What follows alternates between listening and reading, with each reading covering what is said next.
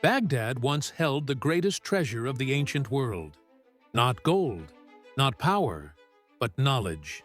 In the heart of the city stood a magnificent sanctuary of human genius, known as the House of Wisdom. Imagine a place where scholars from every corner of the globe gathered to share their ideas.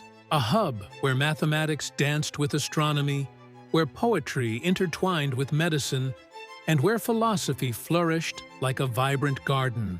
But in the year 1258, darkness loomed on the horizon. The Mongol armies, fierce and relentless, marched toward Baghdad with a force that could not be stopped. For days, the brave people of Baghdad stood their ground, fighting back with every ounce of strength. But eventually, those walls crumbled, and silence descended upon the city like a heavy shroud. The tragedy that followed wasn't just the fall of Baghdad, it was the fall of its memory. As the Mongol soldiers stormed the House of Wisdom, they dragged out thousands, yes, thousands, of precious books. And then, the unthinkable happened. The soldiers began to throw those books into the Tigris River, page after page, scroll after scroll. The ink bled into the water, and soon the river turned an ominous shade of black. People said it became so full of books that you could walk across it, a bridge crafted from the very essence of lost wisdom. Amidst the chaos and destruction, there are whispers of one last guardian, a devoted scholar who refused to abandon the library, who clung to the belief that knowledge was worth fighting for.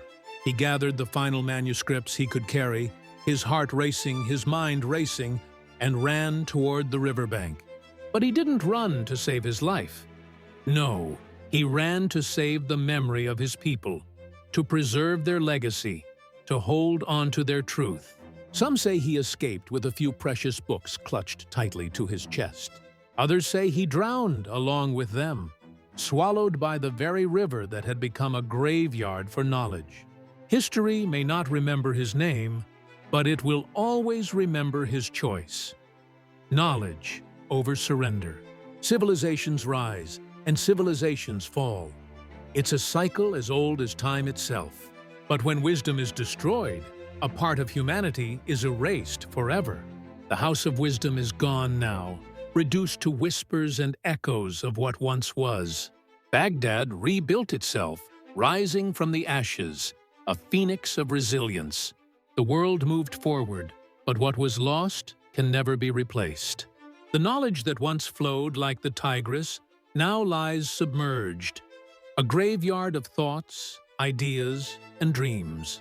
In our next episode, we will journey to Egypt, a land with its own storied past, where a library once stood, a library the world tried to save, but could not.